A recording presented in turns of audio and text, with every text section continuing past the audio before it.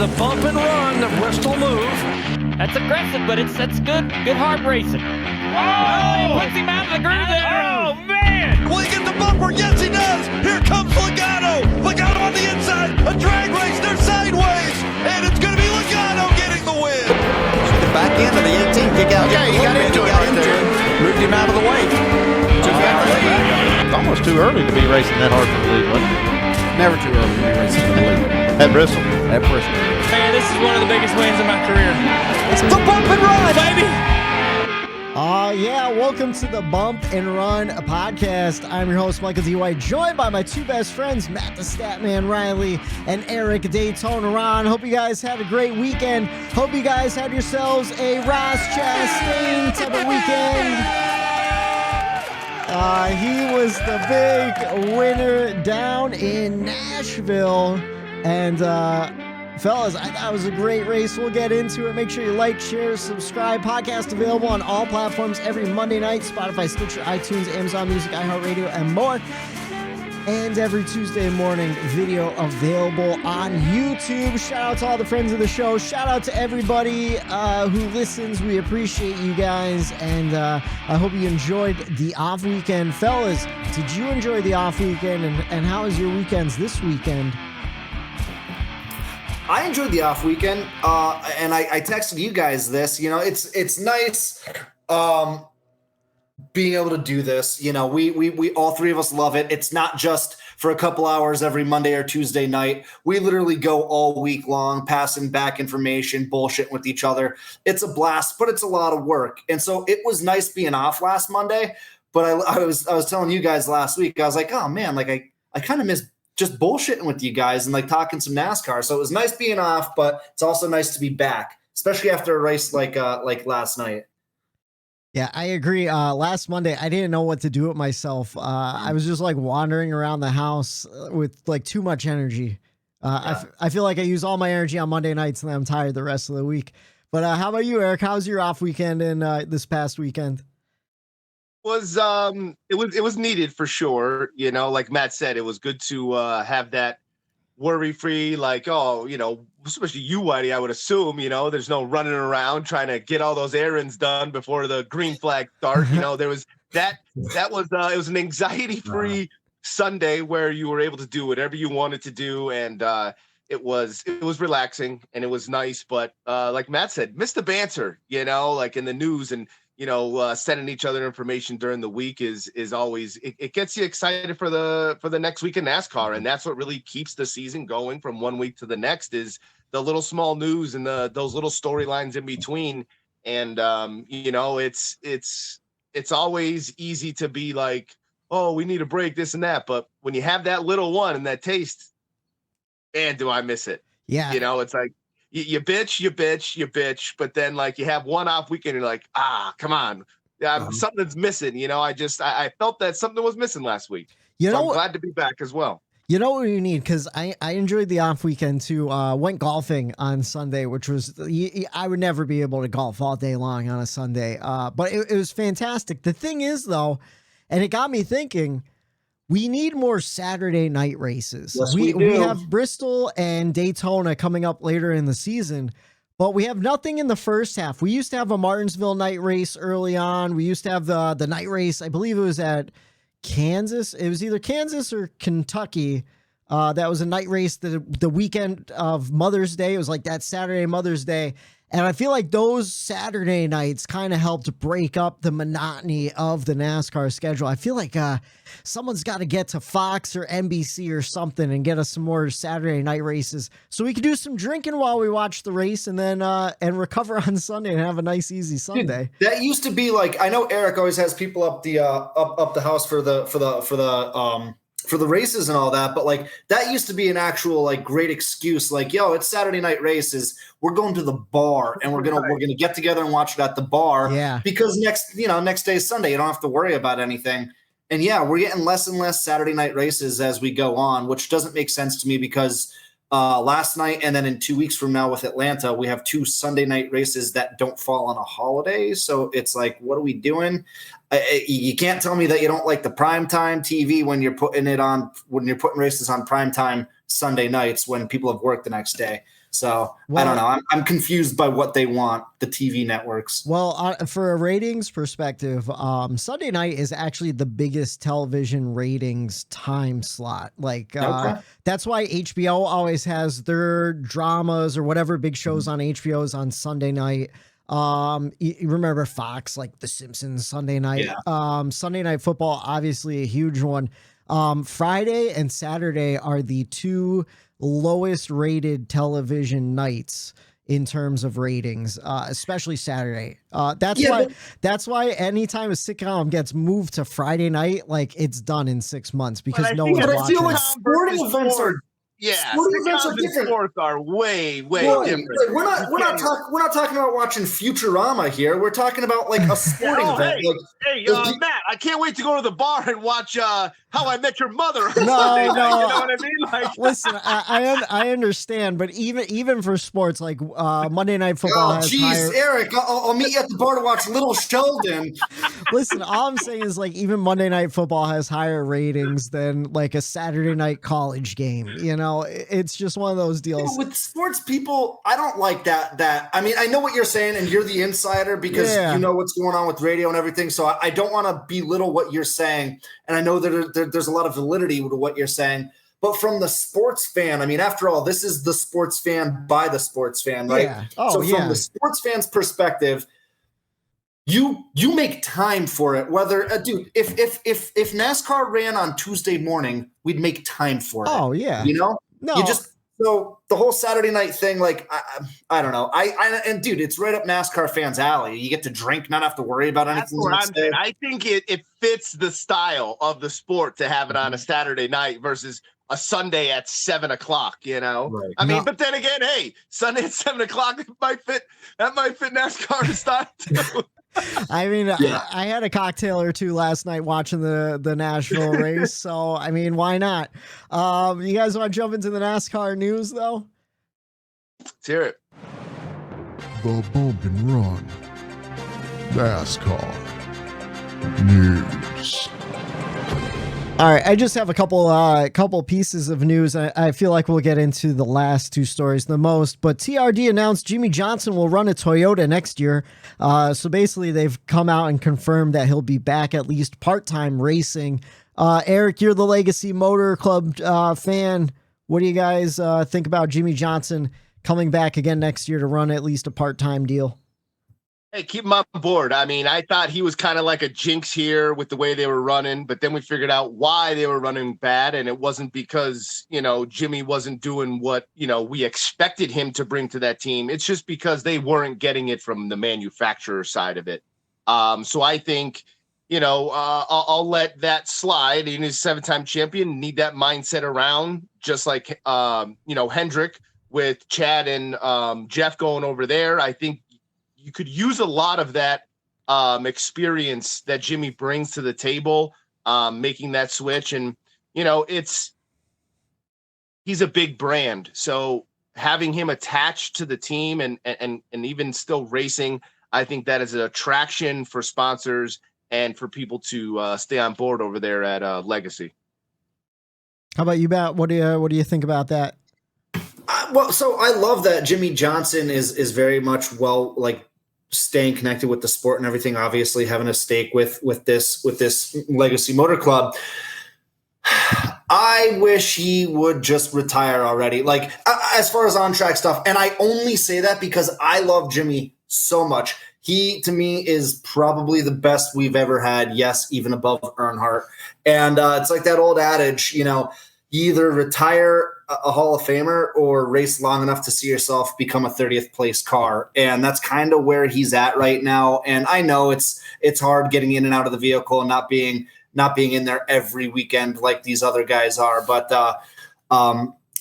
as far as the Toyota thing with Legacy Motorsports and all that, I know we've covered that before. I'm super excited for fans like Eric of Legacy Motor Club because I mean, we just saw what happened with 2311 with Toyota and everything. I think Toyota is a strong, good pipeline, and I think it's going to be an exciting time next year. I think they're just kind of listen. Eric Jones just had a hell of a run yesterday, and they're in shit equipment, getting nothing sent to the pipeline through them. So just wait until next year happens when they're actually getting funding, real funding. He did have a hell of a run though. What was the 8th place finish? Yeah. You know what, Matt? I agree with your take as well. I just think like he probably has to get in for a few races for some sponsorship money to come in. And it's like, I don't blame him because he's kind of biting the bullet for Noah and Eric. You know, he's kind of, going out and doing what you're saying, like kind of like, oh, he's never going to tarnish his career by doing what he's doing. But like, I get your point. Of like, oh, come on, you just let it go how you were and stop doing that. But I really honestly do think he is he's just doing what a business owner has to do right now. And his name and how big he is attached to some of these names. And like you said, that's bringing the cash in and going to help those other two young drivers, in their career. So, I kind of agree with you on that. Yeah, somewhere either Toyota or the sponsors definitely said, Jimmy, you're getting in a car 2 or 3 times a year for us. Right. Yeah, I'm kind of in agreement with both of you guys. Like, I don't think Jimmy's tarnishing his legacy by racing for Legacy Motor Club, but at the same time, I feel like he's not really accomplishing much, if that makes sense. Like, what is he getting out of going out there and not finishing races? Also, Eric, it made me laugh. You said these two young drivers, and I go, how old is Noah Gragson? He's 24, and Eric Jones is what, 25, right? I think he's 26. Oh, no, it blows my mind. Like, Eric Jones has the Benjamin now. Button effect. Like, he's getting younger, isn't he? Yeah. He's 27. It blows my mind how long he's been in Cup and he's still so young. But yeah, I kind of agree with you guys. Maybe it is a sponsorship deal. I'm sure Toyota definitely wants Jimmy Johnson in the car. Right. At least you're making that switch. You're attaching that name to something that you're going to get out on that racetrack with him at least a couple times. Absolutely. Even for just like an advertisement standpoint, like think about how many commercials Dale Jr. is still in. Think about Jimmy Johnson when he went to IndyCar. He was in all those Carvana commercials in his fire suit. You don't think Toyota wants Jimmy Johnson in a fire suit in a Toyota Supra commercial? Like, of course. So I think that's probably a big piece of it too. The next piece of news, and this is mostly just for us to kind of self-congratulate Pocono Raceway, but I don't know if people outside of Pennsylvania have been paying attention, but I-95 in Philadelphia had a tanker truck explode underneath it, and part of it collapsed. Well, Pocono Raceway sent down a jet dryer to help some of the paving and line painting process because we had some storms rolling in. They needed to make sure it got dry enough before the storms rolled in. So thanks to Pocono Raceway, one of the most traveled highways in the East Coast is back and in full function. So big kudos to Pocono Raceway.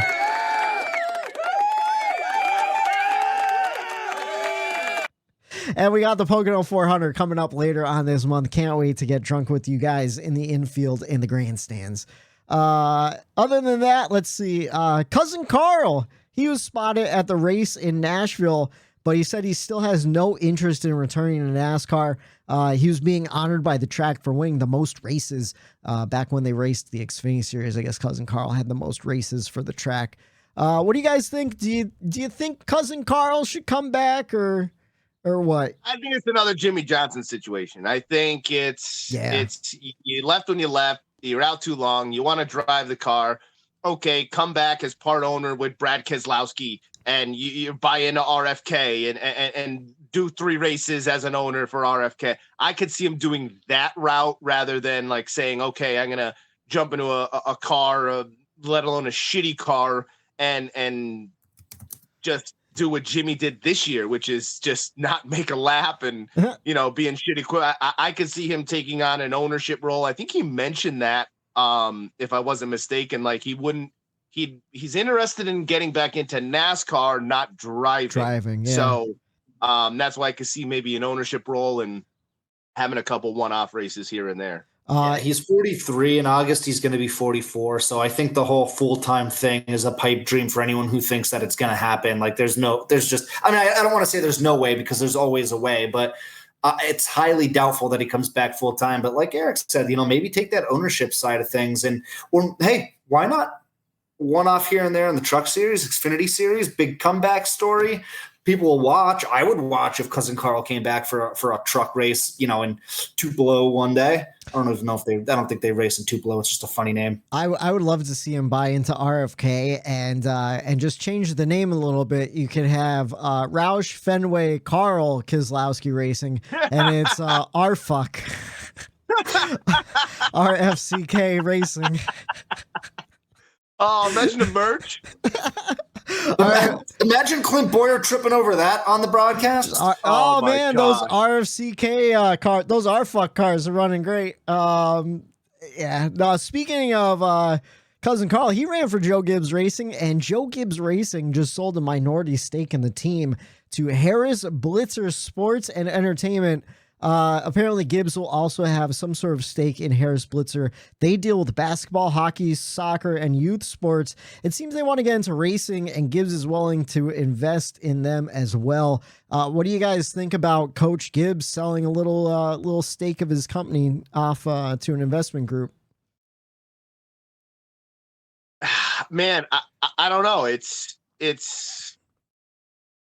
money coming in, I guess. And I guess you're thinking like maybe the return with them as a partner is going to help grow NASCAR and your specific Joe Gibbs brand. Yeah. I'm not sure how that company operates or what they do as a whole to make that happen.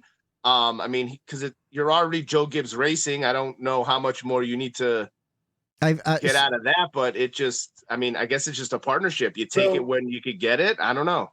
I don't know, nor do I really care what it means for Joe Gibbs Racing.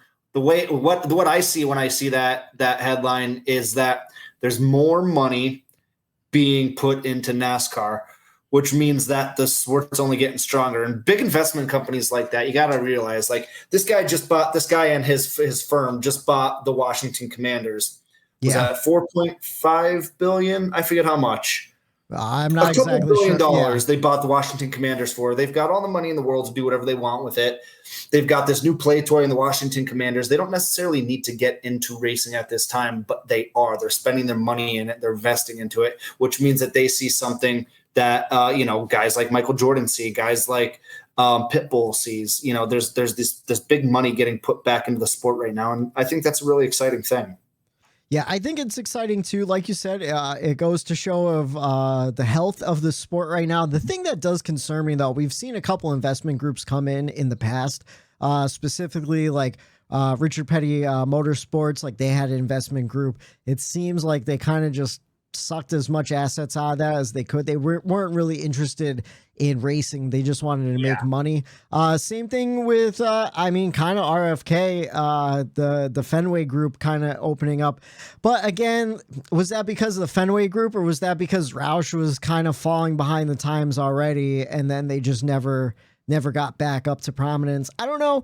I feel like Joe Gibbs, though, he's been super successful over the last 30 years, so I don't think he's doing it out of desperation, which I think is a good sign. It means this is going to be good for him too. I feel like it's legit money. You know what I mean? Like we've had a lot of bogus people try to get into the sport and buy arenas and name arenas, and they haven't been legit companies, and they've scammed some people as well. So I'm glad that it's not just, Joe Gibbs. I'm with the Commanders in the NFL. That's a big process to get through. So I would imagine you have to be legit to buy an NFL team and have certain, stuff covered as far as money wise. So that's one thing I always worry about too with, you saw what happened with that one company, the 48 back in Xfinity that sponsor that took all that money. DC Solar. DC Solar. DC Solar. So it's like anytime someone buys in and stock and investors type of stuff, I always get a little worried about if it's someone just trying to whatever happened. DC Solar, they sponsored Ross Chastain, and then obviously that whole thing went down where they got raided by the FAA. I think was in after him. And then whatever happened to that Ross Chastain guy that they sponsored? Well, I think he won. Well, I know he was in the championship 4 last year, and then I think he just won this past weekend at Nashville, and he's going to run for another He's a watermelon championship. farmer. What? That's what he is. Yeah. Hey, did you guys notice during the post-race interview, he goes, thanks to these Georgia watermelons? I thought he was from Florida. What the hell's up with that? I noticed that too. Yeah. So Steph asked me, because there was a sticker, if you noticed, when they handed him the watermelon, he looked at the sticker and he read it. And then I don't know if he peeled it off or whatever, but then he picked it back up after he smashed it and he read it. And then Steph asked me, she's like, is that one of his watermelons? And I said, I think that's what they do. I think they bring their own watermelons. No. But then he said, thanks to Georgia, Whitey's right, something Georgia watermelons, and he's from Florida. So that caught me off guard. Maybe it's like a family that they know that they're friends with. I don't know, but I noticed that too. You're just shouting out another farmer, dude, for sure. I think so. That's the watermelon that they had there for him, and it came from there. He read the sticker, and that's just a farmer giving another hell yeah to another farmer. Yeah. They're stopping off at the Kroger or whatever and picking up a watermelon on the way. Yeah. It's not coming off Ross's farm, but yeah, that makes sense. Like, oh, let me give a shout out to whatever state farmed this bad boy. I love picturing a scenario where there's like 40 to go and it's clear that Ross is the best car and they're like, yo, go get the watermelon ready. And some guy is like, I forgot the watermelon. And he's just cooking over to the Kroger's. Like the holler. Imagine if NASCAR did a Hard Knocks and they had a camera on that guy and he forgot the watermelon and there's a whole 5 minutes of him struggling and panicking to go get a watermelon. That'd be hilarious. The hauler driver's just behind the tire specialist underneath the fucking pit box. He goes, fuck. He starts running back to the hauler like, oh God, I hope there's one in the back. Oh God, I knew I forgot something. Yeah. It's just one of the other hauler drivers sitting down in the front of his truck with a bottle of watermelon stuck in the top of it. Yeah. Man, this is a good watermelon. I don't know why someone left it laying around. It's a little warm from being in the sun, but it's nice and juicy. Oh man. And then the last piece of news to talk about, we teased it a couple weeks ago. The rumors have been swirling for months now, but it was finally confirmed. Josh Berry will replace Kevin Harvick in the 4 car next year at Stewart-Haas Racing, and he's retaining the 4 crew chief, Rodney Childers. He's coming back. He said there was a small list of drivers that they said if they got, he would return, and Berry was at the top of the list. What do you guys think about Josh Berry jumping in that 4 car for sure? For sure. So I told you guys I was going to make a big announcement on the old podcast this week. Our buddy Shrey might be happy to hear this, or maybe not if he likes the banter, but I have a picture of a sword right here on my phone, and I am laying it down. I am laying down my sword, and I'm going to enjoy what the future Hall of Famer number 4, Kevin Harvick, can do the rest of this season. And I'm going to be really excited to see Josh Berry get in that car next year. A little, cheer for the 4 now so that, like, it's easy transition when your guy gets in. So you kind of leave that distasteful stuff. You put it down. I like that, man. You're mopping up what I spilled. It's a shocking development, considering if anyone's listened to more than this season, Matt has gone back and forth on the Harvick hates train for a while now. So glad to see it coming around. I'm growing up. You know what I feel like it is? It's like when Jimmy Johnson was retiring and when Jeff Gordon was retiring, everyone that hated them was like, you know what? Let's appreciate this guy while he's still around. And I think all of us are doing it with Kyle Busch, not that he's retiring anytime soon, but he's probably only got less than 5 or 6 years left in him. So I think all of us decided, we're watching a top 5 probably ever driver. Let's appreciate the guy. And then even appreciate him more when there's a microphone in his face too. Yeah, I can't wait until he gets into the Fox booth and hopefully he revitalizes it because it needs it. Do you really think Kyle Busch only has about 6 years though? That's pretty interesting. Right now, Kevin Harvick's 47. Kyle Busch, I believe, is only like 37 or 38, if that. Yeah, he's 38. Yeah, he's got another 10 in him. I feel like he's got another 10. Yeah. So actually I misspoke, because what I think he's going to try to do, and I think he's on record saying this, is he's going to wait to see if he can do a race or two when Brexton gets to the Truck Cup Series. Or at least the Truck Series, I think he said. Yeah. Yeah. That's why I remember that too. And I wonder I don't even know how old Brexton is right now. Is he like 7, 8? I'll do the research right now, but I think he said he at least wants to see if he can race against Brexton in like the Truck Series. Could you imagine if Brexton runs like an ARCA race somewhere and Kyle Busch's like, fuck it, let me run the ARCA race with my kid? So Brexton is 6. So realistically, yeah, another 10, 11 years until he's racing trucks, 16, 17 years old. Yeah. Yeah, because what, you could be... I think you have to be 18 to be on super speedways, but there's some, anything over another 12 years or so. Martinsville, something like that, Yeah, that would be cool. I would be excited to see that. Hopefully he sticks around. That's the problem, though. He's been in it so long, too, where, like, at a certain point, you never know when these guys are just tired. You know what I mean? But, again, Kevin Harvick's been driving for, like, 30 years right now. So, like, so, right? 20-some, 25. Yeah, like at that. least, yeah. Since the Xfinity series, even before that. Like, anyways, I don't know. We got a NASCAR weekend to talk about. You guys want to jump into the NASCAR weekend? That's all I have for news. Yeah. Let's see. We had 3 races. Trucks, Carson Hocevar won. Xfinity race, AJ Almendinger won. A lot of people were kind of angry at the Dinger because of the shape his car was in. They said all the damage might have created an aero advantage for his car. Do you guys see any of the Trucks or Xfinity race at all this weekend? I did not. I saw bits and pieces of the. I had a wedding. My cousin Mariah. Congratulations on getting married. I had a wedding up in upstate New York, about 2 hours away. So I watched a little bit on the phone on the way up, and then as we got there, it was at a country club, so the service was spotty. But I was able to watch a little bit here and there, but not enough to pay attention or really talk on it. Yeah, I didn't get a chance to see any of it. It was a pretty packed weekend for me as well. Went to dinner on Friday and then had a engagement party on Saturday. Congratulations to our friend Bubba and his fiance Kelly. Yeah. I never was in an engagement party before. I didn't know what to expect, but me and Eric, we got some good buzzes on, so that was fun. Oh, yeah. Engagement parties are good to obviously celebrate the bride and the groom, right? But also it's just another excuse to just get fucked up. And you want to know what though? What I appreciated was it. We got to see some people from out of town that you don't normally get to see. Mm-hmm. And I feel like it was like a nice little teaser before the wedding. I was like, oh, right. that is actually a good idea. Get people together beforehand. And then on Sunday, Ross Chastain, he led 5 times for 99 laps. Interesting stat. In fact, the stat of the day, the 1 car led 99 laps and the 99 car led 1 lap. Yesterday during Nashville, which I thought was an interesting stat. Both teammates. The race lasted 3 hours and 7 seconds. We saw 4 cautions for 24 laps, 21 lead changes among 12 different drivers. Your top 5, Ross Chastain, Martin Truex Jr., Denny Hamlin, Chase Elliott, and Kyle Larson. So an all Chevy top 5 except for Truex. The Toyotas were strong though. Oh, and Denny Hamlin. I don't know. I'm stupid. Toyotas are strong though.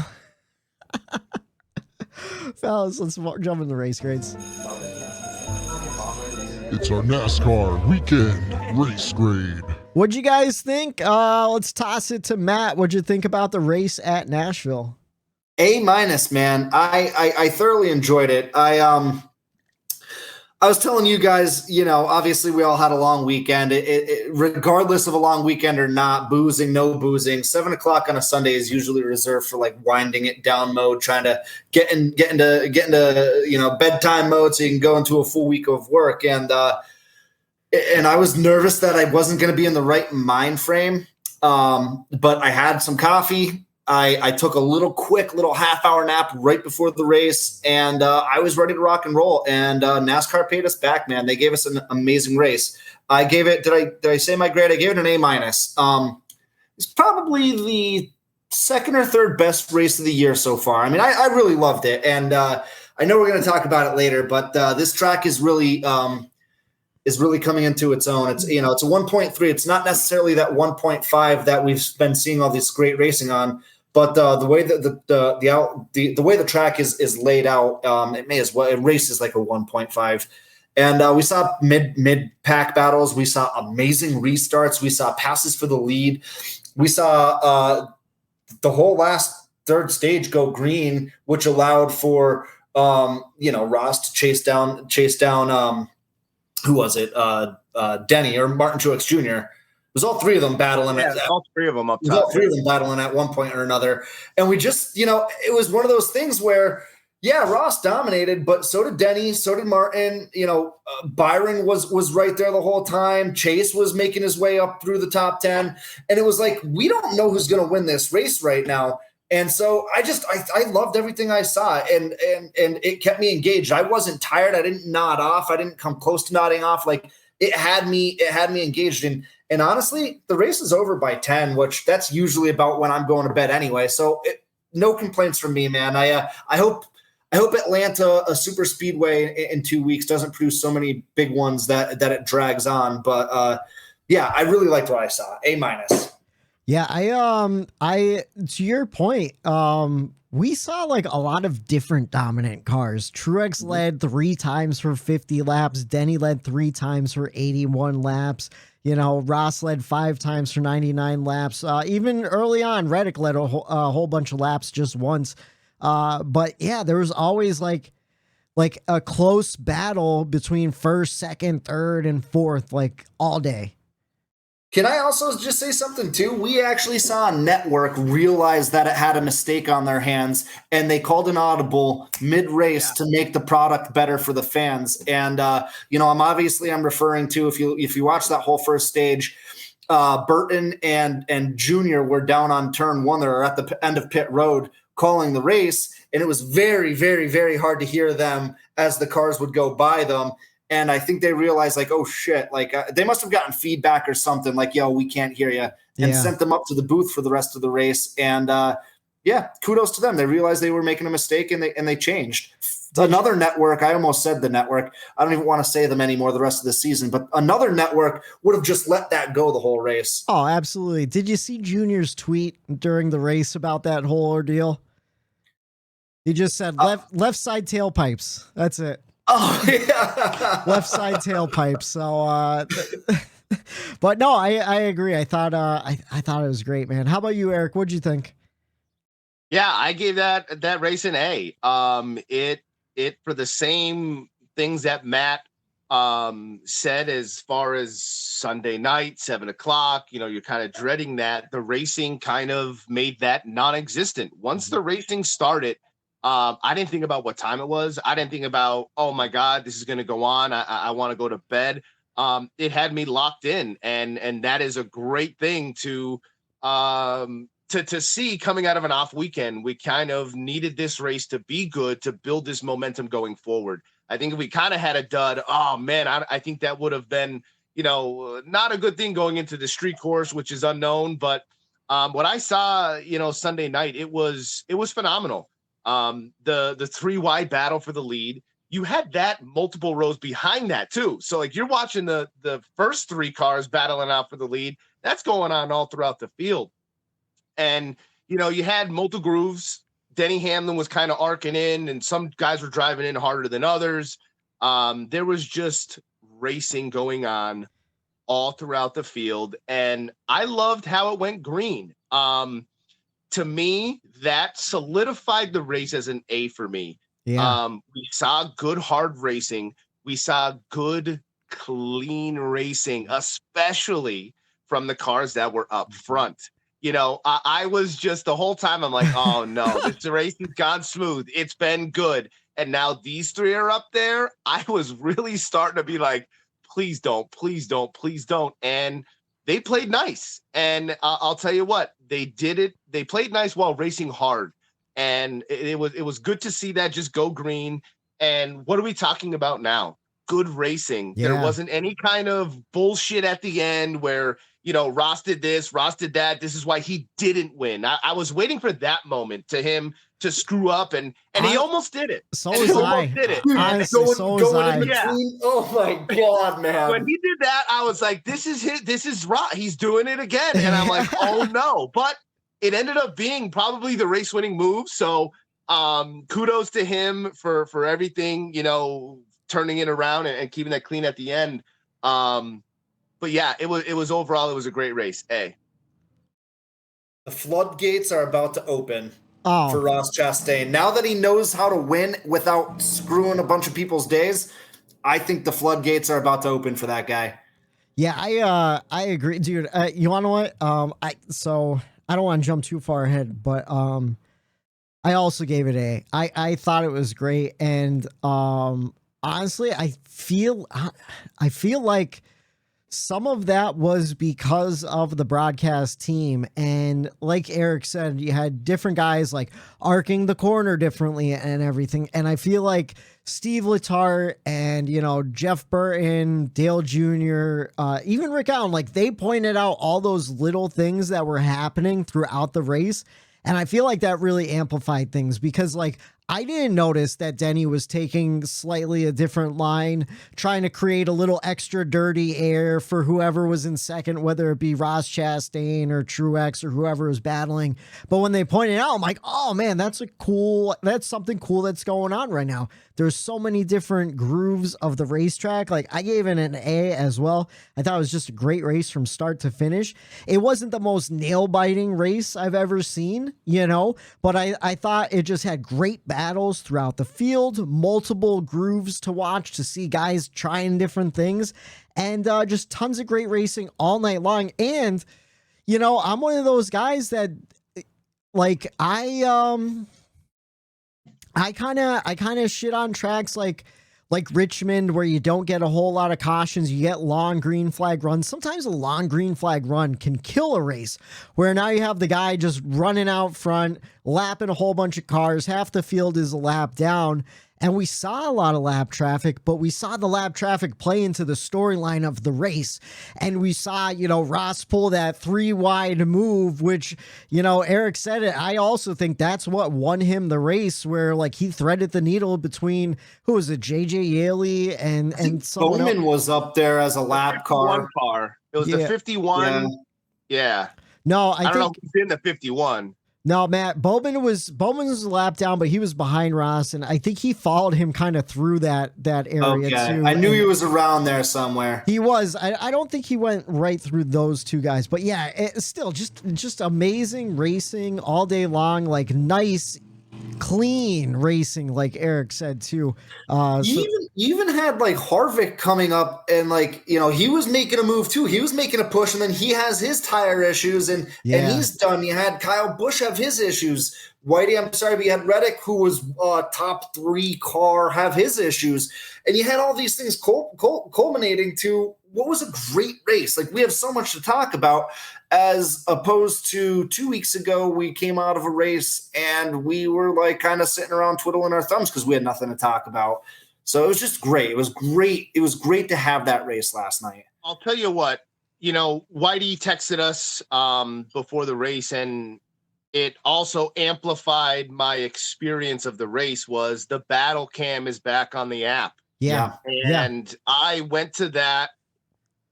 Oh my gosh, so many times when they go to commercial, I'm watching on the app. Sometimes they don't go side by side. It's just a commercial. Or sometimes just nothing. Sometimes just silence for 10 minutes. Yeah. And you're like, that kind of takes you out of it. If you're watching on the app, sometimes you don't get commercials at all. I almost fall asleep during that all the time too. In order to prevent that, which that dead air, I'll go to the battle cam on my phone. And at one point I was watching Eric Jones and Larson battle for 7th for multiple laps going back and forth. And it's ooh, okay, this is what I was missing. Single out battles that are happening, maybe only for 2-3 laps, but there's someone dedicated to those battles and back in the field. And this is where I think, Whitey, you hinted to it, where the skeleton crew of Fox that they stuck with, I think NBC has a little bit more employees, and they have certain cameras dedicated for the back of the field, for the middle of the field, and you have the guys that talk about the lead up front, and they have, if they need to pull something or have a replay of something, they have it. They could pull that, and they have it to go back if they were talking about a battle and they have to go to something because there's an incident. there was still a shot of it. You know how many times Fox just didn't even have a shot of something? Yeah. So you're right. I think NBC had something to do with it. I think, the battle cam and I was listening to a ton of the radio via the app as well. And that was where I got a little bit of, cut in front of them, take that air away, get up high, go down low. The spotters kind of manipulating the air and the driver to put them somewhere. And it definitely makes it more interesting of a race when you have that in your ear, that information you're not getting, especially during commercial. The camera also wasn't this close either. It was back. Yeah. We saw the whole car, and it wasn't like on the ground, turn 4. Yeah, it wasn't we the had nose an camera. overhead helicopter cam. It wasn't the nose camera for 4 laps. And for anyone listening that doesn't know what we're talking about when we're referring to battle cam, on the NASCAR app, if you subscribe to the NASCAR app, of course you have like the scanner feature that you can listen to in-car radios. You could also listen to the either the MRN or the PRN broadcast, and during the NBC half, you could scroll down and see all the different cameras. They have a battle cam. They also have the aerial view too, so you can choose between those. It has a little ticker on the side.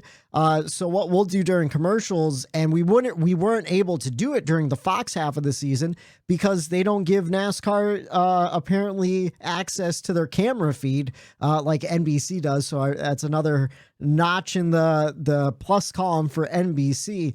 But what we'll do is we'll watch the battle cam and then we'll listen to the PRN or MRN broadcast. It matches up almost perfectly, and you get to see what's going on during the full screen commercials and everything. So definitely worth investing was it like $4.99 a month or whatever for it was something cheap. It was I know it was under $5, I think, or at least it might be $5.99 now, but I know it wasn't that expensive at all. And it's worth it. And that's just for on your phone. I believe it's completely free if you go on a PC on your regular web browser and go to NASCAR.com. I think you could listen to all the scanners and stuff for free that way. But definitely worth watching, and I think it really does add to the race because then you get to see all the different battles and stuff like that.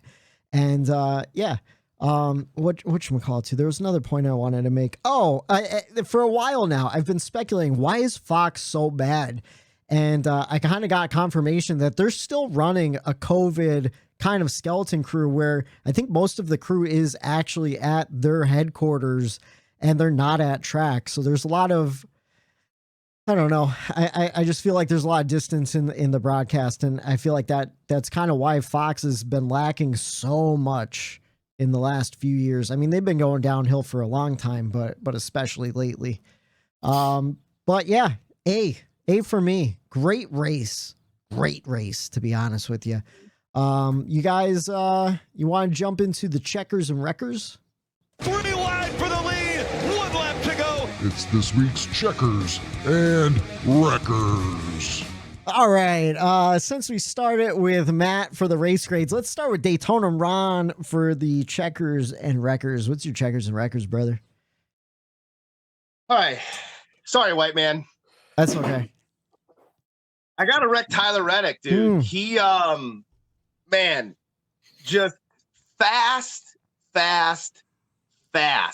Every week he brings a rocket ship. Shout out Flint to the racetrack every week. And, he seems to either qualify in the front row, have the fastest in practice, and, you get excited for him. But I will say this, I haven't been playing him in my fantasy roster the last couple weeks because I'm afraid of that speed. When he has speed, he tends to have something go wrong, whether it be pit road, a wheel coming off. It just, I don't know, speed tends to bite him. Whenever he is the fastest car and he's up front on the pole or leading a ton of laps, it's almost like you cue the music because it's coming. It's like things are going too well, It's a shame just because, man, he could be building such a lead in the playoff points and getting himself gapped to help him advance out of that round 1 and into round 2 easier than he's making it on himself right now. It's just, it's a shame because the speed is not translating to the finishes. And, that is something we saw last year as well. Yeah. You saw that happen to him a lot. Even last year was when he is fast. I don't know if it's the setup and him, and he gets a little too aggressive with it. I don't know where he out drives the car. Maybe he needs to learn how to dial it back a little bit and not overdrive the shit out of his vehicles when he has speed. But man, I think he's blowing an opportunity right now to really gain on his competitors in the field and take advantage of when he has that speed. And man, it's a shame just to not see him come home with those finishes. You know what it is though? Like it's always something like it. So let's go back to Gateway, right? He had a brake rotor explode, right? Is that what happened to him? Smash the wall. Like how are you can't do anything about that. We saw a lot of brake rotors explode. Yeah, I was gonna say there was like 30 brake rotors exploding that day. The next week you go to Sonoma, right? Fast car on near the front. He didn't win the pole, but I think he was outside pole, right? Yeah, something like that. Anyways, or maybe he was like third or fourth. Still started off really strong, running really well. And then we had that weird tire caution in the middle of a green flag cycle, and that kind of pushed him into the back. They tried something different with tire strategy, and then he got eaten up, and then he cut a tire or whatever. I feel like that you could blame him more. And then this week, that was just a pit crew deal, like that's straight up pit crews. And I was listening to Larry Mack talk about it, where he's like, these pit crews are starting to hit like in the 9 seconds. Like it's becoming insane how fast they're getting. Dude, we almost saw an 8.9. We almost saw I think Denny's crew get into the 8s. Yeah. It was close. But at the same time, it's like, is that risk worth the reward? Where they push out. I touched on that. Yeah, with Eric Jones. Remember, I was getting irritated. I'm like, he's driving himself into the top 10, and he's losing 8 spots on pit road. But I heard him say, he's like, they were being cautious because losing 6 spots on pit road is way better than losing an entire wheel during a green flag stop. Exactly. Everyone's pushing the envelope though. Dude, think about how quick 9 seconds is. It's insane. Like they get tires changed and a gas and a car fueled up with gas and on its way in 9 seconds. I don't know if I can count to 9 in 9 seconds. Right there. From when you said, think about how long 9 seconds is to where I stopped you. That was 9 seconds. Yeah. Like it's unbelievable. That's insane. You got what, 14 words out? Like, yeah. So I don't know. Is it the driver's fault? I don't think so, but I think it's just bad, shitty luck, like one of those deals. That's what I'm definitely chalking it up to. And I know you're kind of newer to the series. Matt can attest to this. Drivers have these stretches all the time. There was a time where Martin Truex Jr. had bad fast cars, and something would just happen, and it's like, what is going on? There was just a dark cloud that would just follow him, and he would be so fast every week and just not get it done, or something would happen. And it's something that I think is going to benefit Tyler in the long run, because he's going to learn from this, and he's not going to get as down. We talk about mental health and how Bubba gets down on himself, and that could affect you on the racetrack. This is something that I think Tyler's got a good mindset. And he talks about it where he's going to learn from this. And I think it's the more you go through that, and the faster you get out of a slump like that, and maybe get rid of that, I don't know, I guess that you're right, that bad luck that could follow some of these drivers around. Speaking of Bubba, what happened to him? I just looked at the stats, and his average racing position was 15th. I felt like he was like top 10, top 5 the whole race. I don't know. A penalty, I think. He had a speeding penalty. Oh, did he? Okay. Okay. And then couldn't recover, I guess. It was him and somebody else in that one stop. He was Kyle Busch. Where they got caught in the back. He ran second for a while yesterday. He was fast, and he was coming back a little bit at the end, but I think his car might have been better when it was hot out rather than when the track cooled off. Okay. But you could adjust on that, but then you get back, like what he said, you have something, you're behind the 8 ball. You have to do something completely different. Yeah. So I think at one point he stayed out and he was hoping for a caution. Are you talking about because he was Kyle already in the too? back, and then he waited a pit when everyone else was going. So he was all thrown off from that. You're talking about Kyle Busch's day, right? Bubba. Okay. Because it sounded like Kyle Busch with the tire and then it happened to staying them out. at the same time. That's I'm not 100%, but I think that happened at the same time. That's why they both went to the back and they got in the incidents that and Kyle's happened during a commercial break. So I was on Twitter and they said something like Kyle thinks he has a flat. And I'm like, because I had Kyle on my fantasy team. So I was like, shit. Yeah. See, I was listening to the PRN at that point because I was doing a little house cleaning and listening to the race. And then it was on like a bit of a delay where the PRN was coming through the app a little bit quicker than the TV. So if anything big happened on that, I would run in and watch it on TV and watch it happen. So they called the Kyle Busch tire go down. I didn't see that part on TV, but that did put him a lap down, and then he kind of stayed out. But then he got involved in that Brad Keselowski, Ryan Blaney stuff too, where he took a ride through the grass. So I think that kind of killed his car near the end too, because he was coming back in the middle of the second stage. But yeah, I wasn't paying attention to Bubba, to be honest with you. I didn't notice him all day long. I had him in my fantasy, and I had high expectations for Bubba this week. He's been on a tear lately, and he needs that win, and he's on the brink of that. Like I have written down like the playoff standings from like, you know, the last 15 on through 20, and I kind of wrote little notes like, oh, needs a win, could possibly win, and I'm looking at Bubba, and I'm like, he's in, you know, he's got, you know, a decent, I think it's like 30 points.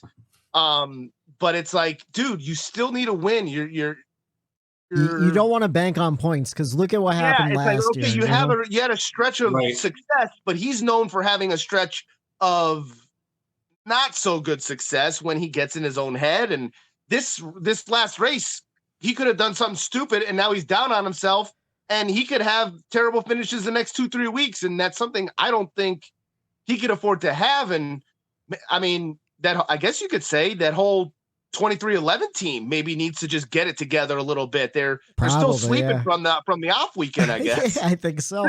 Yeah, Bubba's sitting at 15th. He's 30 plus points. 30. He's you plus nailed 30. It. Yep. So yeah, like one DNF, and there goes your whole entire your whole safety cushion right there. And who knows what the hell is going to happen next week? Yeah, that's the thing. The Chicago Street Course, complete unknown. Like we have no idea what's going to happen with that. So that should be interesting. But how about your checkers? What's your checkers? I give my checkers to that fans, man. That crowd for a Sunday night coming back, work night, them grandstands. Yep. Every single shot that I saw, dude.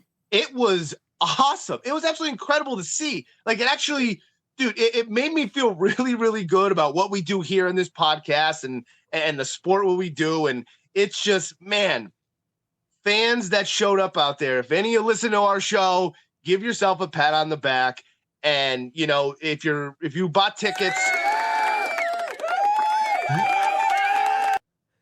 you showed out. The fans showed out, and anytime the fans show out and they pack the grandstands, I think that makes for a better race. I think it's less distracting when there's nobody there. It's like, okay, the grandstands are full. The excitement is elevated tremendously seeing that full crowd there. You hear the crowd more. And man, the shots, like I said, from the aerial, it was good to see those grandstands packed there in Nashville. Dude, you know what I don't see anymore, and I didn't even realize it, but like, remember a year, 2 years, not a year ago, but like, because we've been on a real good streak with crowd participation, but a few years ago it was like a thing, like every Twitter, like, oh, no one showed up to the race again, you know? And it was like, shit, like what's going on with our sport? We haven't had to deal with that for probably 2 or 3 years now, and it's great. It's so great. You know, so Thursday, I believe it was Thursday, Nashville announced that it was a sellout crowd. So they sold out completely. And I think this is the third year in a row that they sold out. And if it's not the third sellout, the last 2 years have been really close too. And Matt, I agree. Like we haven't talked about lack of crowd probably since crowds were allowed to come back after COVID. And I feel like COVID really did help the sport a little bit, where not only were we the first sport back, so that gave us a lot of new eyes. I know we gained a lot of new fans during that time. And I feel like people are showing up because for a while, no one could do anything. And it kind of made you realize, like, oh, I have to take advantage of the things we have. I think all of us go to more races now than we did before that whole thing happened. So I think that's just proof too. But yeah, great crowd in Nashville. And you want to know what? A lot of people were worried about going back to the super speedway because it's not near downtown. It's like, something like a 40-minute drive from downtown Nashville to get to the track. And people are going out, people are showing up, and that's all you could ask for. Was a ton of celebrity presence at this race too. I just noticed via social media, athletes, football players from the area, musicians. There was quite a bit of celebrity presence, which that draws crowds too. And like, if people know that, hey, they could be walking around and run into, a couple of celebrities or famous people, I know that kind of, could get fans to the racetrack too. So to see celebrities get involved in that kind of stuff to expand the sport and get more eyes on it is always a good thing as well. Yeah, even just the last 10 years for Nashville, the city, it's had a boom in just tourism and stuff. Like it is thriving right now. It is truly a destination city. I would love to go to Nashville next year for the race. Maybe that's what we need to plan instead of going to Daytona or whatever. Let's plan a trip to Nashville. I don't think any of us have been to Nashville. Matt, have you ever gone to Nashville? I've never been to Nashville. I know we're all big country music fans. It just hasn't happened. We were close when we went down. We were supposed to go. Yeah, we were gonna do it, but we just Mother Nature. With the rain delay and everything, we couldn't get it done. But it was in the plan to go down and at least stay a day. Yeah, we offline. We gotta figure something out for next year. I think this is the race we want to be at next year. Yeah. How about you, Matt? What's your checkers and wreckers? So my checkers goes to that restart at the beginning of stage 2 with MTJ, Chastain, and Slick Willie Two Clocks. They had a 3-wide battle that lasted for like 3 or 4 laps. And it was so intense. Like I was like watching it and like I couldn't move. Like I was like, I couldn't believe what I was seeing. And I'm going to say it. One of the best restarts I've ever seen. Like they were battling, they were 3 wide for 3 or 4 laps. Yeah. No one was giving an inch. They were, and it was super clean, which made it all that much better. And everyone was just kind of log jam behind them, kind of watching it. And just a great battle. And I had to give that my checkers. I don't remember if it was Dale Jarrett during the post-race show or if it was on the broadcast, but they're like, this is amazing. Like usually we only see this at Talladega, sometimes Daytona, 3 wide for multiple laps. And it was super exciting. I really enjoyed that too. How about your wreckers? Goes to the fact that there is still areas on the racetrack without safer barriers. So obviously I'm talking about the Ryan Blaney situation yesterday on another restart, which we could talk about that restart in a second, how bizarre that was. So but weird. Blaney hit the one wall in the continental United States that doesn't have a safer barrier on it because that's usually what happens. Yeah. And it just blows my mind that there's still sections like that at random tracks that don't have safer barriers, especially right there where if a restart does go bad, cars typically do dive down into that inside wall. So, just an unfortunate situation. He seemed to be fine, thank God. But you don't like to see that. No, he seemed irritated and pissed though. Never see Blaney show emotion and anything like that in his interviews. He's kind of a calm, collected guy. He was anything but that in his interview. He got out of the car and he went down for a second, down to a knee for a second. So which made me nervous because you never want to see these guys get hurt. And I'd be irritated and pissed off too.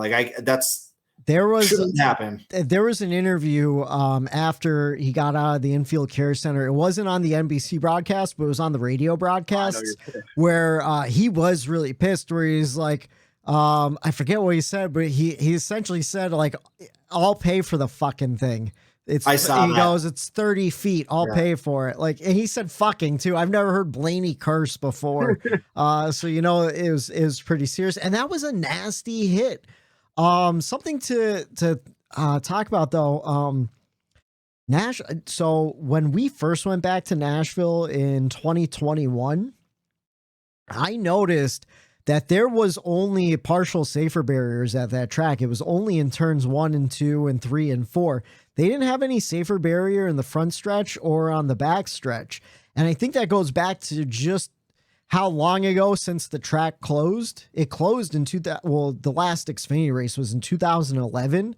And I think that was still during the transition where they were adding in all the safer barriers and all that kind of stuff. So, and after that hit, I was like, man, did they even put the safer barrier on the backstretch? I noticed yesterday they did. I don't remember if they did it last year or not, but now the whole track does have a safer barrier. So I wonder if it was like not so much of an oversight, just we haven't been able to complete all the work yet type deal. No, I think it's required for NASCAR to run at a track to have a safer barrier. Well, so it is, but you'll notice there are tracks that still don't have full safer barriers, like Indianapolis doesn't have a full safer barrier. They only have it in the turns. And Nashville was a track that only had it in the turns up until at least last year. So I don't know where I read it, but I did read this somewhere or hear it that they actually have a group or a firm or a company that runs data that actually supplies them with what are the odds and the percentages of areas of the racetrack where it gets hit. And that is what determines what gets safer barriers and doesn't. Okay. So it's actually data that goes into it. And I guess that's like a rare circumstance, I guess, for that track over how many wrecks they have there, whatever data they had, there was like a rare thing. But I did hear that's how they determine like where and what, get safer barriers. They kind of use analytics in that department. It was odd though, because the way Blaney's car was pointed and then it just hooked left at the last second. He never was able to get it back around, and it looked like he should have been able to, but it never got back around. Like I said, if you guys want to talk about it, we can. Like that whole wreck starting with Keselowski just kind of stalling out, and then I guess the shifter got bumped out of his hand because he got rear-ended, and that whole thing was weird as hell. Yeah, he said like he had no takeoff speed, got rear-ended, lost the shifter completely, like fell back, and then you just see Blaney and Kyle Busch kind of go off to the side. I don't know if they checked up or what happened like in the pack, but yeah, that was a weird wreck. And of course, even Dale Jr. said it on the broadcast. These cars tend to find spots that don't have safer barriers around them. Think about how many times they hit like fucking tire barrels and shit like that too. Right. So I don't know. That is crazy. That makes sense too, that it's like an analytical thing where they look at the track and find the points where it's like most likely for an impact to happen, because you'll see like in a lot of infields, there's not sections that have like any type of safer barrier, usually around pit road and stuff. But yeah, I don't know. Crazy wreck. I think it was Indy a couple of years ago. Keselowski backed into the tires and got like literally hung up in the tires. Yeah, it was on like a corner piece. Yeah.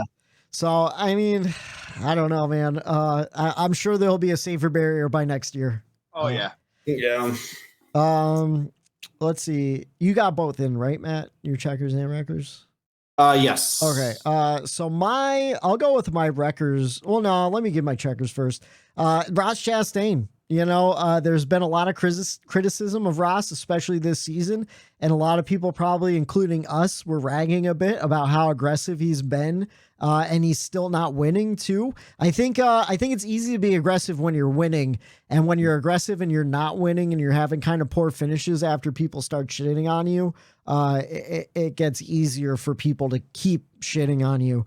And I think that's where he's been at the last couple of weeks. He kind of disappeared for a few weeks where we even had our incident marker where we went 3 weeks without a Ross Chastain incident, or at least we're on week 3 now, I believe. But man, he came back in a big way, especially threading that needle, moving through traffic. Definitely think that was the race winning move to put distance between him and Truex was hunting him down at that point. So yeah, just great bounce back for Ross Chastain. Love that it's in the hometown of Trackhouse, which is Nashville. They've been saying that's their headquarters since the beginning. Tootsie's downtown Nashville was on Suarez's car, so I guarantee they were partying pretty hard down there. And yeah, just a great bounce back for Trackhouse and Ross Chastain. Yeah, I don't know. It's just a really good performance. And then my Wreckers has to go to Chase Briscoe and Daniel Suarez, whatever that deal at the end was. And even less so at Suarez, if you watch the in-car, like, I don't know why Chase Briscoe was passing people on the outside during that victory celebration. He said he was like trying to slow down. I don't know what the fuck was going on with Chase Briscoe. Like, he was like a hardo. Like, I'm gonna get to pit road before everyone else. Like, yeah, like, I don't know what the deal with that was. But then Daniel Suarez goes to pull up and congratulate his teammate. He's not thinking anyone's gonna be passing him on the right. There's a train of cars behind him. And sure enough, he gets fucking T-boned. And everyone said Suarez was the idiot, but I'm giving that idiot to Chase Briscoe. But not only for that move, just in general, his performance, terrible. And Matt, you brought it up in our group chat earlier. He's only finished inside the top 20 twice in the last 7 races, and that was a 7th and 20th place finish. Everything else was sub 29th place. So he has 5 races, 7 in a row that he's been outside the top 15. I know Ford's struggling, but man, that's bad. Not only is it bad, but JJ Yaley in a Rick Ware Ford, who has an alliance with SHR, still finished ahead Briscoe and outraced him on speed. SHR needs to, say it with me, get it together. Like, even that might have been our best one, boys. That might have been our best one. We're getting there. We're getting there. But no, like, I don't know what the fuck's it going was awful. But they've been way worse than that. Yeah, they've been way worse than that. Just for everyone at home, like, we're not trying to be awful at that. We're genuinely trying to nail it, and we just can't nail it. Well, you want to when it's over Zoom call and everything. If we could do it in person, it'd probably be much better. No, it wouldn't. But still, we try. But no, at least we're trying harder than SHR seems to be. Eric Almirola finished in like the low 20s. Ryan Preece, I think, finished like 25th or 26th, something like that. Like, I think, like, without, like, take Harvick out of the equation, I think Corey LaJoie in that 7 Spire car might be ahead of every single other driver in Stewart-Haas right now. No, he definitely is, because Corey LaJoie finished 20th yesterday. Harrison Burton finished 21st. Ricky Stenhouse Jr. finished 22nd. Justin Haley finished 31st. And then Kevin Harvick was in 24th. Eric Almirola in 25th. Dude, think about this. Okay, so you know how bad of a season Noah Gragson is having, like a historically, famously, like, bad luck season. Yeah. He's had 5 DNFs. Noah Gragson has. Chase Briscoe has had 1 DNF. Chase Briscoe is only 35 points above Noah Gragson right now. Bad. That's it. Bad. That's bad. Bad. That's bad. Ryan Preece got 16th yesterday, so at least Preece is trying to. You know what? Ryan Preece did better than Cole Custer would have in that car. So, man, I don't know what Stewart-Haas is doing. For Josh Berry's sake, next year, I pray to God they get their shit together. For all of the fans' sake, you want to hear the most surprising stat I've seen all season? What's that? Chase Briscoe has led 115 laps. Where? It must have been a fake race. It must have been on iRacing. I don't know.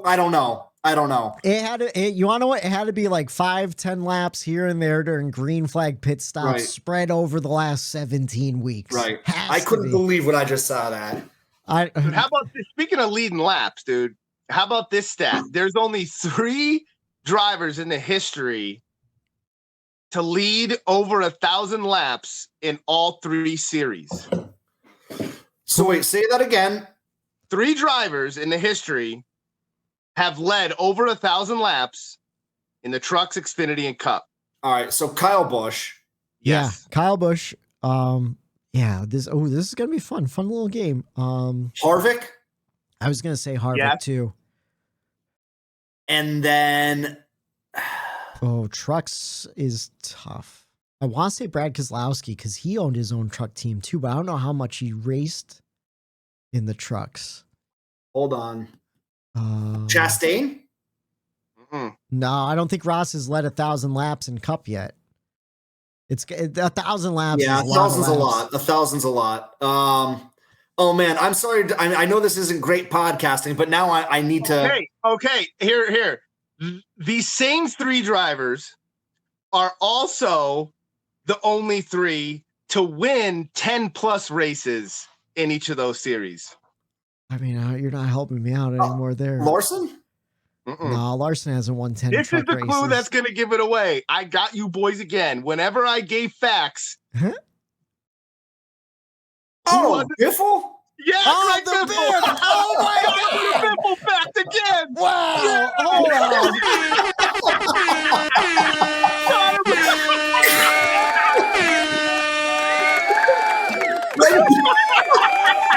I can't believe you got us Damn you, Greg Biffle Biffle. fact again. with Eric another coming Biffle out of fact. nowhere with these Biffle stats this year. I love it. Wow. What a fun. Oh, dude, I had that one in my back pocket for a couple weeks now, boys. And I'm like, I'm going to pull it out again. I'm going to get him with another Biffle stat. Wow. Got us Oh, good. man. Put the respect on Greg Biffle, baby. Man, that was fantastic. Wow. Okay. All right. Respect to the Biff. Respect to the Biff. Holy shit. No, sorry about that. Man. Oh. All right. You want to? I think we just got to end the show right there because that's no, boys. Wow. I am shook. I am shaken. I don't. All right. Yeah, so Mark Truex Jr. led 3 times for 50 laps. He finished second. He had a pretty good day. Denny Hamlin led 3 times for 81 laps. We talked about Kyle Busch and his recovery. He finished 9th place. Eric Jones had a solid 8th place finish. It's about time. You know, I was happy to see him run up front all day. And like he kept it up there in the top 10. And, you know, it was a breath of fresh air. That was his actual, I think, that was his best average running position this year. It was like 13.5 or something like that. So good to see him run up front, man. It was needed. Yeah, and that's the thing. He, like you said, the average position was running well all day long, like top 15, top 10 all day. So, yeah, definitely a good day for Eric Jones. That's all I have for my race notes. Do you guys have anything else to add? Anything we might have missed throughout the? I just want to give a shout out to the Dinger, man. AJ Almendinger. Oh had yeah, he got great top day. 10 too. Yeah. Yeah, I mean, winning Xfinity. And then going out, and he was in the top 10 all day, man. He was up there battling, and he had himself a car. So Justin Haley, what did he qualified P3, right? So like they have fast cars. Watch out for those 2 boys this weekend. Yeah. In Chicago. Yeah, I would definitely play the Dinger. In fact, man, so because it was such a late race, we weren't thinking about our fantasy lineups this week. Bree forgot to set her fantasy lineup. So Bree's my girlfriend. She's winning our league right now, and she forgot to make. What's that? She's crushing it. She's not crushing it anymore, though. No, there's two people have been gaining on her, and this week was terrible because she missed the cutoff. It was like 6:50. She was putting in her lineup. She goes, "I thought the race was starting at 7, and it was locked out." I'm like, "I'm sorry, you missed it." Thank God. She had her lineup in from last week. She had the Dinger in there. She had Martin Truex Jr. She had Denny. She had Tyler Reddick. She had all these people from the road course. Well, Reddick fucking wrecked out. She swapped the Dinger in. He got a 10th place finish. She didn't get any picks, so she lost like 40 points, but still, the Dinger helped save her day with that performance. So definitely shout out to the Dinger, man.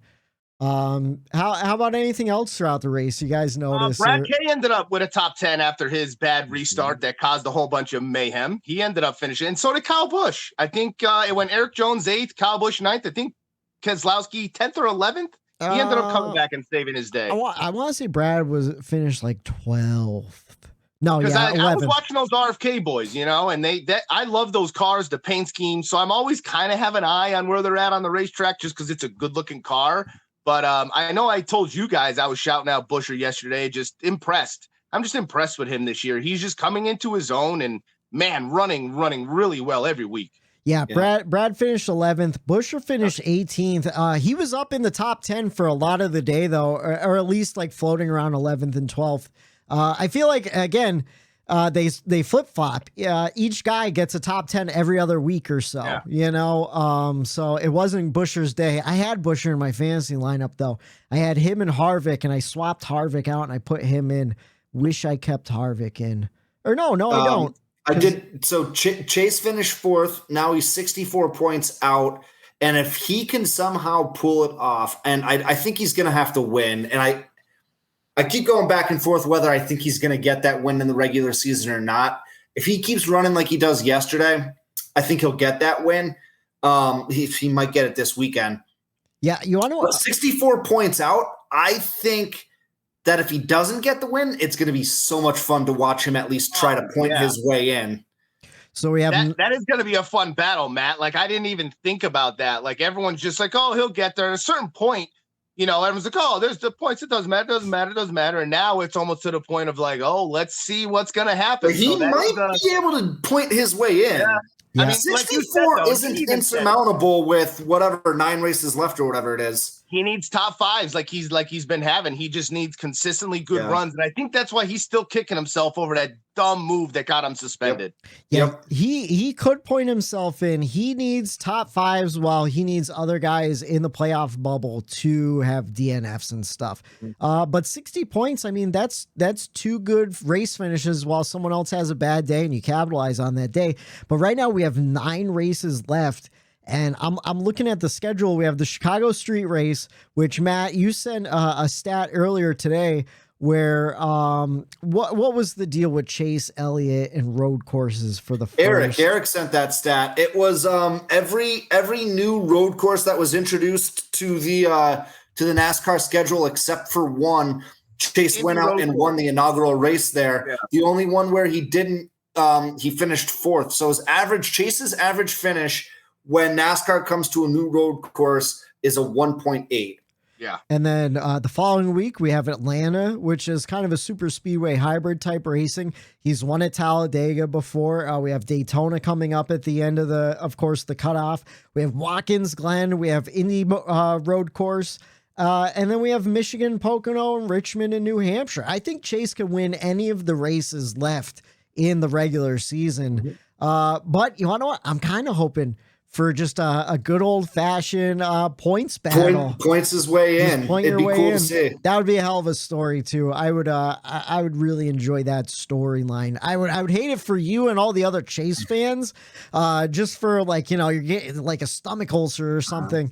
But man, would that be fun? But if there's a broadcast crew to make that super exciting, it already is exciting in and of itself. But if there's a broadcast crew that would really hype that up and talk about it and shed a light on it, it's this NBC crew.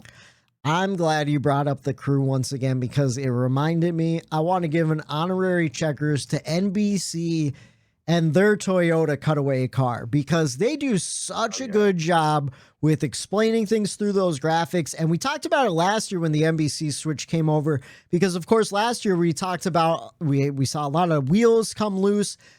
We had kind of an idea how the hub system worked in our brains. I know me and Eric, we talked about how they have the studs and then it clicks and the little thing. But last year they had a video where it explained and how the little red button pops up once it's locked in and it locks that wheel. And we went half that whole entire season last year just kind of trying to figure out how these work. And then NBC explained it to us exactly in the first race at Nashville. Steve Letarte explained it to us. Steve Letarte explained We it. are not worthy of Steve Letarte. That man is amazing. And they did it again on Sunday with all the changes that they made to the nose and the rear clip, and how they showed the parts in red that they've removed and they replaced it with different stuff. And they explained some of the side door stuff we were talking about with that Ryan Preece, Kyle Larson accident at Talladega earlier in the season. So NBC and definitely Steve Letarte do just such a great job of breaking down the technical aspect of the car that I wish, and I hate to knock Larry Mack and the Toyota cutaway car, but man, they could be doing the same stuff and they're just not, so it's kind of disappointing to see just how good NBC could do it and how bad Fox is. But I'll stop shitting on Fox now. Anything else to add to the race weekend? Oh, just a solid week of racing. Talking about the racing, baby. Love to see it, and I hope this continues on. Yeah, no drama to talk about. We're just talking about the racing this week. I absolutely love it. One thing we do have to talk about, we touched on it already in the Matt's Wreckers, but the last place guy. Here on the Bumper Run Podcast, everyone loves to talk about the winner on a Monday, one Ross Chastain. We also like to talk about the guy who came in last place. And we already mentioned it. It was one Ryan Blaney. He had that massive hit on the inside wall, and he finished in dead last. Thankfully, though, he got himself a win a couple weeks ago, got himself locked into a playoff. So I don't think he's too worried about it other than just taking that big hit. But boys, I got a pickle lane for us if you want to jump into that. With Nashville Super Speedway producing great racing and great crowds, do we still think we need to go to the Nashville Fairgrounds in that market? I'm going to say no. I think we keep it the way it is. I've said this in past, if you've been listening to us, that NASCAR is a dog chasing its own tail. We have something that's working great right now. Don't do anything with it. Let it go. We're getting good racing. We know we're getting good racing. Even with the next gen car, it's been good racing there. Even Xfinity and trucks. So if it ain't broke, don't fix it type of thing is where I'm going here. It's you're in the same area. You know what I mean? Like, it's not like it's from state to state. You're changing a different thing. No, we have good racing here. Just let it go. Let it just stay right where you're at, NASCAR. Do not do anything stupid here, knee-jerk reaction style. Yeah, I just went back and looked at my grades. The last 2 years, I graded at a B+, and all three of us are usually pretty close to our grades.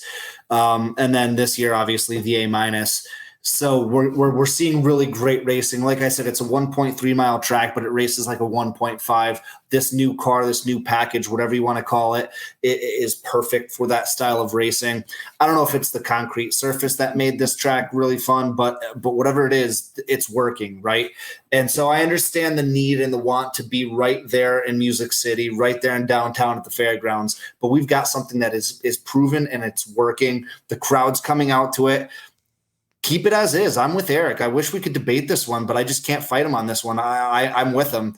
This track has been very, very good to NASCAR, and I would hate to see them jump ship to go down to the fairgrounds, which, I mean, I only saw an SRX race there 2 years ago, last year, whatever it was, and it was good racing, but that was also an SRX car. Yeah. We have no idea what these NASCAR cup cars, these sprint cars will do to or sprint cars, stock cars will do to on that shorter surface, because I know our short track package is garbage. So I know there's risks involved. I know there's a lot of money involved. I know there's been a lot of push toward it.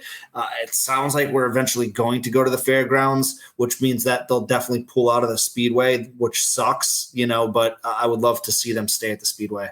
I would love to see them stay at the speedway too. I think these races have been so good at this track.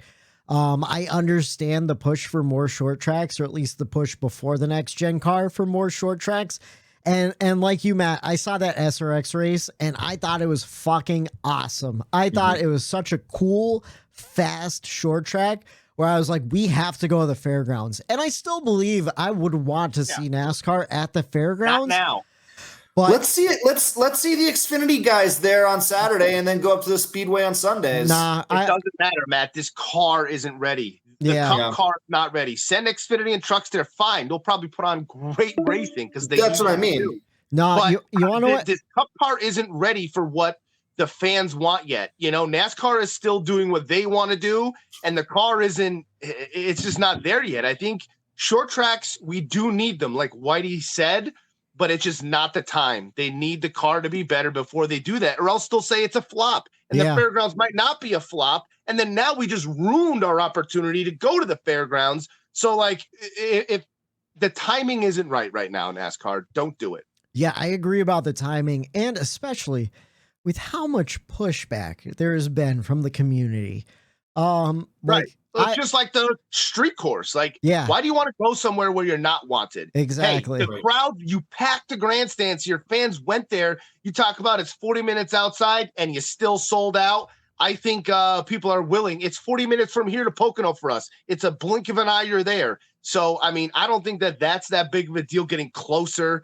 We obviously saw the grandstands packed. So let's just keep where the racing is good. Stay at those tracks. I will say, if they decide to go to the fairgrounds, and I did see a piece of news, and I didn't put it in the news because I didn't actually read the article, but the headline said that there's been a study on the fairgrounds, and they're saying that it's not fit for racing at this point, which I think is ridiculous because they still have racing. They had SRX there 2 years ago, but they said it needs so many improvements that they can't do it. At least that's the town. But again, what's the town do? Who's the town greasing pockets for too? Maybe they don't want us in there. It seems like the Who's that? Jim Nakaduck down there making those calls? I think it is Jim Nakaduck. Definitely. And I feel like, well, he might be doing something a little shady like the Nakaducks do. Anyways.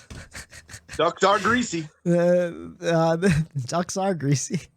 If you don't remember that joke, that's the piece that was forged on the Chase Briscoe car. They forged a piece, the Nakaduct, and they're still doing terrible. Nakaduct is what failed on that submersible.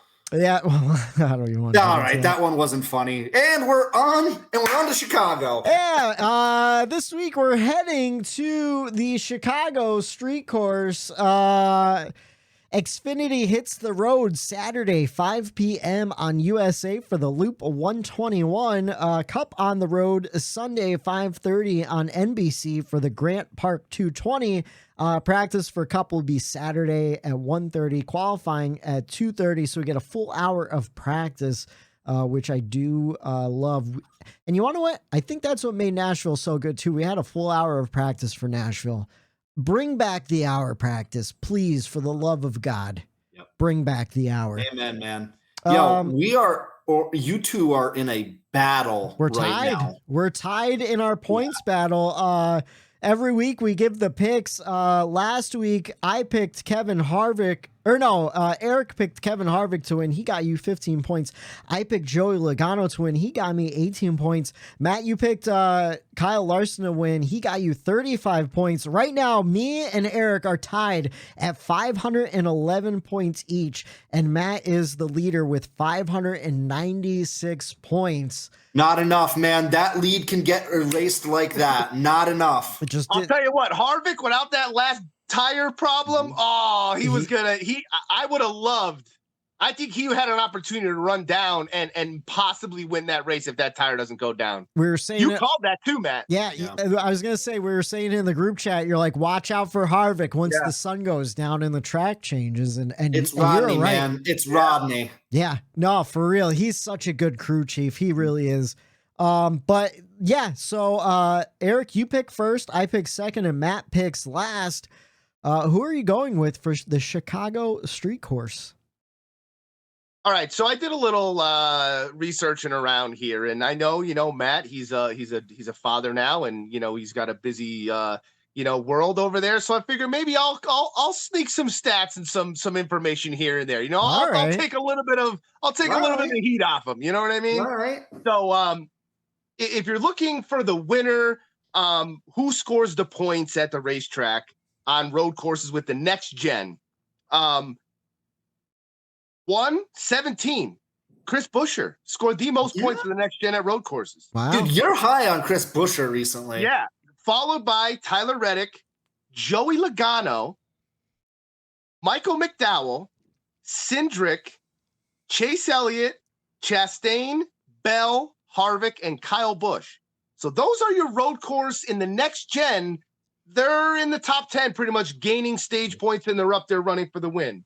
Now, 2 for 2 this season to finish top 10, Kyle Busch, Ross Chastain, and Chris Buescher. So, I was looking at that 45 who I wrecked, but this is a technical racetrack. Yeah. And Sonoma's technical. Yep. And it's tricky, and he doesn't do too well there. Outside of Sonoma, he has a 3.8 average finish. And I think this is going to be more like Sonoma. So I am going to go with his old car, the 8 of Kyle Busch. Oh, to win this race. I was expecting a Chris Buescher pick to win, his but brother, I like it. His brother Kurt is a huge Cubs fan. He is. Okay. I like the Kyle Busch pick. I picked Joey Logano to win last week. I want to pick Joey Logano on the pure fact that he wins the inaugural races all the time. He let me down, though, the last time I picked him for one. Yeah, and you want to what? We just talked about it. Chase needs a win. And like you said, Chase Elliott has he's won all but one new road course introduced to the schedule when it's introduced. He's been running pretty consistently in the top 10, top 5. I'm gonna go with Chase Elliott to win the Chicago street course. All right, I'm not gonna go all wacky here. I'm gonna go with Joey Logano. He finds a way to win these new races. I know Ford needs to get their shit together, but I'm going with Logano on this one. It was Logano or Larson, because Larson's such a wheel man. But you want to know what? He's been struggling at road course type tracks. You know who else? Like, I really Martin Truex. Like, I wanted to pick Truex too, but you want to know what? It's he's so been tight. bad fast, dude. Truex been bad fast. Like, that's what I heard, dude. I think it was Reddick was being interviewed about it, and he's like, I'm up for the challenge. He goes, I'm excited for the challenge. And the thing that he said was, I'm pretty sure it was Tyler. He goes, the first person to figure out the racetrack is going to win the race. Yeah. Like, they're all going to struggle to get it together. And Matt, like you said, Larson being a wheelman, I think like that plays into like figuring out a racetrack and pushing the limits and understanding what the Cup car could do. I think that comes into play more than anything. Blue 42. Watch the mic, linebacker. Watch the mic. I'm calling an audible. I'm calling an audible. Joey Logano, get out of here. I'm throwing MTJ in there, man. He's too fast. I like it. He's too fast. I like it too. We will find out. Right now, we are 17 races into the 2023 season. We have 11 different winners. Ricky Stenhouse Jr., Kyle Busch, William Byron, Joey Logano, Tyler Reddick, Kyle Larson, Christopher Bell, Martin Truex Jr., Denny Hamlin, and Ryan Blaney, and Ross Chastain. Now, can Chase Elliott get himself into the playoffs with a win, with his first win of the season? Will Kyle Busch get his 4th win of the season? He's been on fire. Or will Martin Truex Jr. get his 3rd win of the season and his 2nd on a road/street course this season? We will find out this Sunday, 5:30 on NBC for the Grant Park 220. And we will break it all down for you right here on the Bump and Run podcast on Monday night. For Matt the Statman Reilly, for Eric at Daytona Ron, I'm Michael D. White saying have a good night. For Bump and Run! There it is. Slick Willie 2 clocks is going to lead every lap. Every lap. He's going to get the pole and no one's getting around him.